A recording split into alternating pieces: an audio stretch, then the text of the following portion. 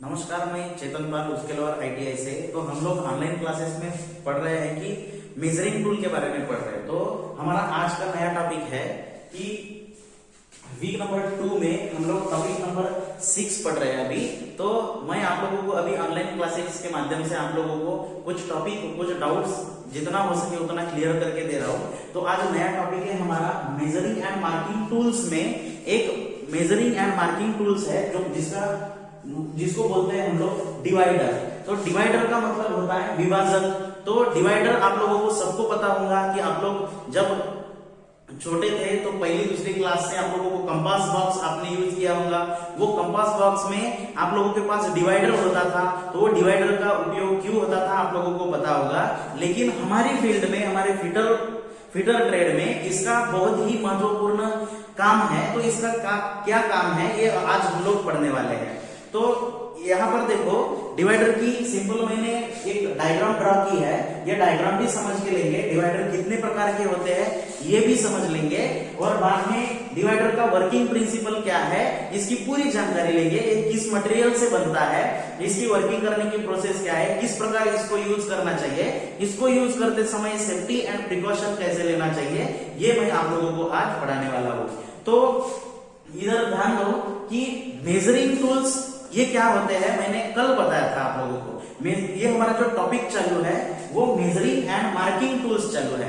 तो measuring tools में सबसे पहला टॉपिक मैंने आप लोगों को स्टील रूल का पढ़ाया था, जिससे मैंने माइक्रोन की वैल्यू समझा के दी थी। वो कम से कम कितने माइक्रोन तक मेजर करती है, और माइक्रोन वो लिखते समय कैसे लिखना है ये भी मैंने आप लोगों को समझा के दिया था। तो अभी हमारा जो टॉपिक चालू है वो दोनों भी कॉमन टॉपिक चालू है, जिसको measuring tools and marking tools कहते हैं, जिसमें कैलिपर वगैरह आएंगे।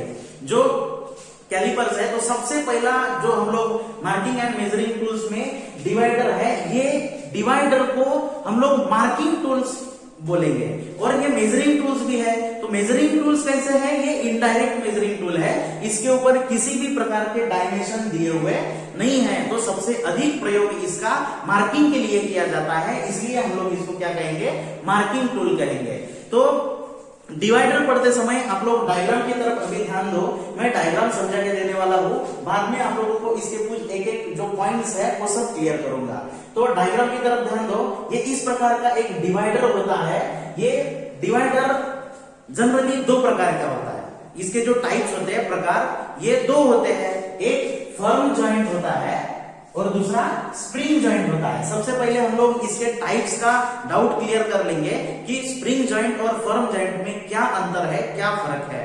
तो यहाँ पर देखो, आप लोगों को फर्म जॉइंट डिवाइडर है ये यहाँ पे दिख रहा है, और जो स्प्रिंग जॉइंट है यहाँ पर दिख रहा है। ये दोनों का जो अंतर है ये समझने के लिए सबसे पहले समझ लो इसका मेन डिफरेंट क्या है। तो इसमें ये ऊपर की स्प्रिंग लगी है, इसका माप हम लोग फिक्स करके रख सकते हैं, जहां पर एडजस्टिंग नट है, और ये एडजस्टिंग नट और नर्लिंग नट है, इसको हम लोग एडजस्टिंग नट भी बोल सकते हैं। ये एडजस्टिंग नट है। तो एडजस्टिंग नट की सहायता से जब भी डिवाइडर में हम लोग माप को फिक्स करेंगे, तब माप को फिक्स करने के बाद वो माप कम या ज्यादा होने की संभावना नहीं होती।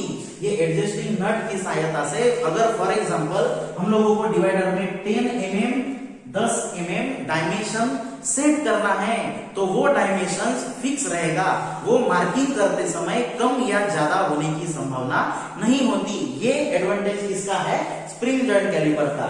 और फर्म जॉइंट कैलिपर में किसी भी प्रकार का स्प्रिंग नहीं होता।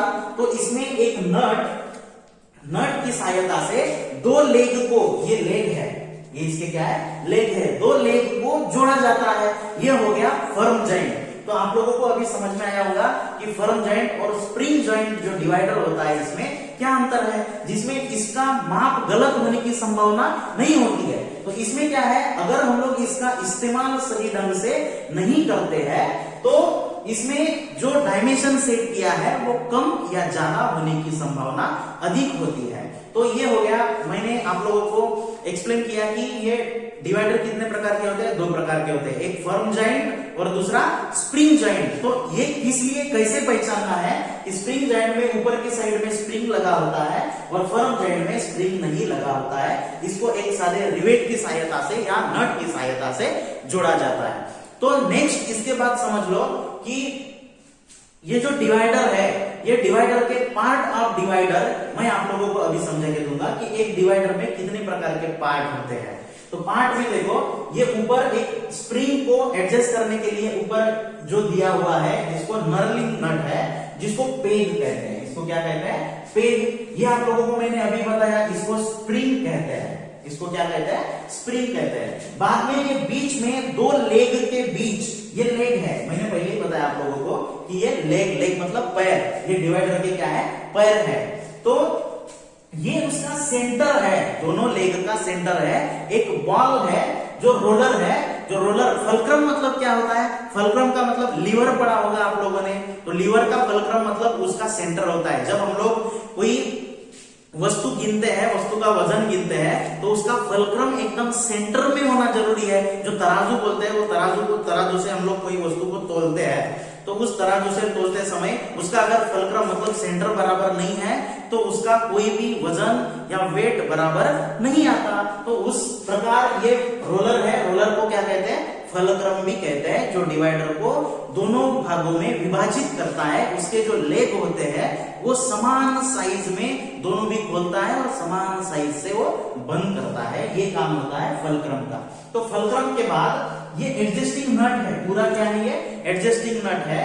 जो लेग हम लोग खोलते हैं उसको कितना मेजरमेंट उसमें सेट करना है, उसको फिक्स करने के लिए ये एडजस्टिंग नट या नर्लिंग नट को, इस नर्लिंग नट का इस्तेमाल किया जाता है। तो यहां पर नर्लिंग का मतलब क्या है? नर्लिंग मतलब एक धातु के ऊपर कुछ रफ सरफेस होती है, रफ, क्योंकि ये हाथ से जब पकड़ते हैं हम लोग तो उसको घुमाते समय हाथ फिसलना नहीं चाहिए, इसलिए वहां पर कुछ नर्लिंग की हुई होती है। तो यह है नर्लिंग नट। तो इसको बार बार एडजस्ट करने के लिए नर्लिंग नट लगाया होता है, उसको एडजस्टिंग नट भी कहा जाता है। तो एडजस्टिंग नट के पहले एक वॉशर लगा होता है ताकि हम लोग एडजस्टिंग नट को अच्छे से एडजस्ट कर सके। उसका कोई भी इफेक्ट, प्रभाव ये लेग के ऊपर नहीं होना चाहिए, इसलिए हम लोग यहाँ पर क्या करेंगे? एक वॉशर का प्रयोग करेंगे। वॉशर का प्रयोग, तो ये दोनों भी मैंने एक और दो, ये क्या है? लेग मतलब पैर, आप लोगों को बताया मैंने। और ये जो नीचे की तरफ दिया है इसको बोलते हैं पॉइंट। इसको क्या कहते हैं? पॉइंट है। तो सबसे महत्वपूर्ण काम हम लोगों को किसका है? पॉइंट का है। तो ये पॉइंट बिल्कुल एकदम शार्प होने चाहिए। पॉइंट कैसे होने चाहिए? शार्प होने चाहिए, तभी हम लोग आसानी से मार्किंग कर सकते हैं। और एक आधी जॉब के ऊपर अगर मार्किंग करते हैं तो उसकी मार्किंग दिखनी चाहिए। फॉर एग्जाम्पल, ये एक मेटल का टुकड़ा है, इसके बीच में ये इसका सेंटर है।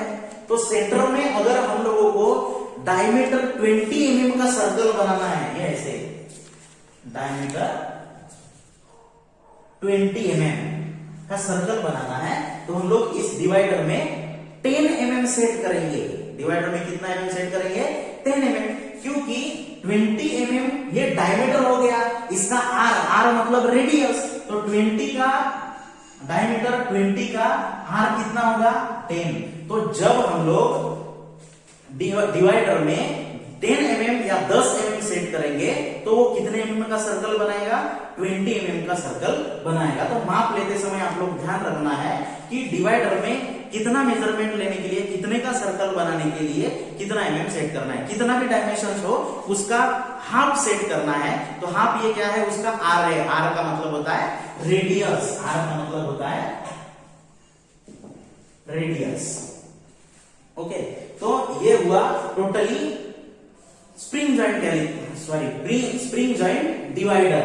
तो स्प्रिंग जॉइंट डिवाइडर के मैं एक बात बताना चाहता हूं कि इसकी साइज क्या होती है, किस साइज में उपलब्ध होते हैं, उसकी साइज कहां से कहां तक गिनी जाती है। तो इसकी साइज है, ये रोलर से लेके पॉइंट तक गिनी जाती है। तो ये अलग अलग साइज में उपलब्ध होता है, ये अलग अलग साइज में उपलब्ध होता है। तो ये है स्प्रिंग जॉइंट और ये है फर्म जॉइंट। तो इसका भी सेम उपयोग है, लेकिन दोनों का डिफरेंट मैंने आप लोगों को बता के दिया। अभी शॉर्टली आप लोग लास्ट में देखो कि सबसे पहले देखो ये क्या है, इसको मार्किंग टूल्स कहते हैं। इसको क्या कहते हैं, मार्किंग टूल्स, क्योंकि ये अधिकतर इसका जो प्रयोग है वो मार्किंग करने हेतु होता है, इसीलिए इसे मार्किंग टूल कहा जाता है।